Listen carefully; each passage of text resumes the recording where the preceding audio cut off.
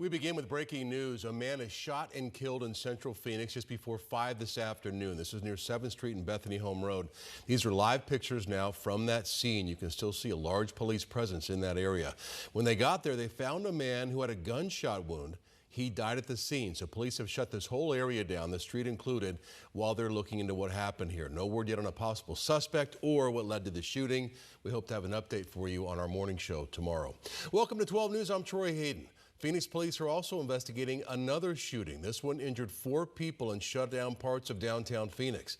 Happened outside a nightclub called Monarch Theater, and that's near 1st Street in Washington, about 2:30 this morning. 12 News journalist Gabriela Becerra has the latest on what happened there. The police investigation appeared to be focused in this area where witnesses tell us they saw several people lying on the ground after hearing at least one gunshot. Police have not said what led up to the shooting or if they're still looking for any suspects. Crime scene tape closed off several blocks of downtown Phoenix as detectives investigate a quadruple shooting. It's a distinct sound. A man living near 1st Street in Washington who didn't want to be identified on camera tells us he heard a single gunshot just after 2 o'clock Sunday morning. Just heard a loud bang, sounded like a shotgun. The man looked out of his window to find several people hurt and lying on the ground. And I heard, girls screaming, and next thing you know, there was like 30 police cars, and there were people lying on the ground out here. Phoenix police say 4 people were taken to the hospital, including a man with life-threatening injuries and 3 women with non-life-threatening injuries. And the cops are here all the time. The shooting happened in front of several late-night establishments. The man who lives nearby says this isn't the first time he's heard gunshots in this area. It's always been kind of concerning because every time this happens, the rest of the crowd here must be so used to gun violence because they just walk. Nobody's in a hurry to get out of the streets. They just casually walk away. The shooting investigation temporarily interrupted light rail traffic and kept some businesses closed late into Sunday morning. The man we spoke with still feels downtown Phoenix is safe, but suggests city leaders take a closer look at what's happening on his block. It's a recurring theme. Please tell us any additional information, including if anyone is in custody, is part of the ongoing investigation. In Phoenix, Gabriela Becerra, 12 News. Gabby, thank you. A man is shot by Phoenix police officers in the north part of the city. Police were called to the area near I-17 in Cactus about 11:30 last night. And when they got there, they say a man started yelling at them, standing behind a block wall. And then he raised a handgun over that wall and took at least one shot at those officers. That's when police fired back and shot him. He was rushed to the hospital. We went into surgery. He is expected to survive and no officers were hurt. The DPS Major Incident Division is now investigating, which is a standard practice for police shootings. An inmate dead after a fight with his cellmate at the Lewis prison in Buckeye. 41-year-old Joshua Walker died yesterday. He was serving time since 2021 for second-degree murder and other charges. Earlier this month, another inmate at Lewis prison died after being attacked by other inmates. Walker's death is now being investigated as a murder.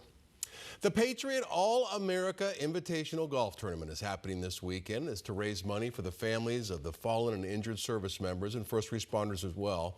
It features the top college golfers in the country. 12 News journalist Tricia Hendricks takes us to the opening ceremonies.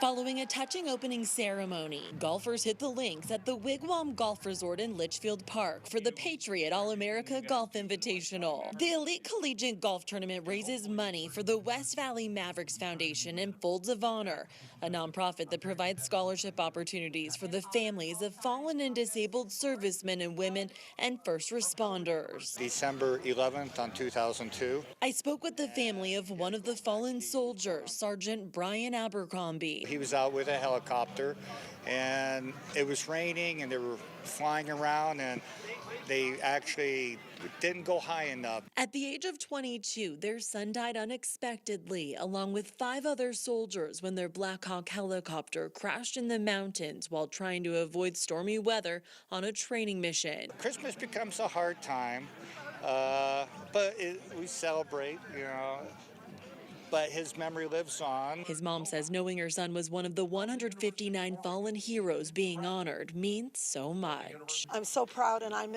happy that his sacrifice is being remembered. With his name on the golf bag of one of the collegiate golfers, Carson Kim from Pepperdine University. Carson Kim. We don't want to forget any of the heroes. To see the community come out and pour into those folks who've lost a loved one is just amazing. Retired Marine Master Sergeant Cody Alford, who was invited by the Mavericks to be the keynote speaker, shared how much of an impact the tournament has had on him. One of my old workmates in the MARSOC, Marine Special Operations Command, Master Sergeant Aaron Torian, who was actually on the poster right when I walked in, and then I saw his golf bag yesterday when they displayed all the bags, and his name was front and center, and it just really touched me, choked me up a lot, and I'm just really honored I got to mention his name and then just talk about these other men and women that are not here today, but their legacy can live on. For the Abercrombie family, Brian's memory lives on in more than one way. We give a scholarship to an ROTC student. He's always with us. Trisha Hendricks,